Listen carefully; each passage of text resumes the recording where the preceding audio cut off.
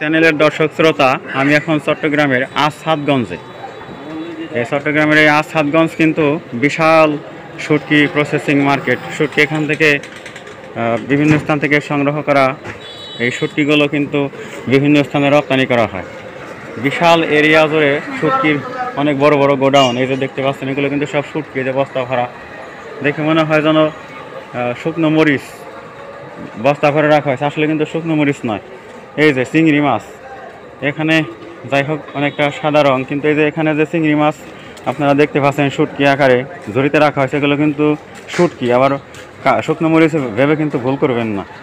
এখানে প্রচুর একেবারে গোডাউন ভর্তি অসংখ্য বস্তা এই শুটকিগুলো বিভিন্ন স্থান থেকে কালেকশন করা হয়েছে। সামুদ্রিক জেলা চট্টগ্রাম, কক্সবাজার, ফেনী, নোয়াখালী, লক্ষ্মীপুর, উপকূলীয় যত জেলা আছে সেখান থেকে কিন্তু এই শুটকি মাছগুলো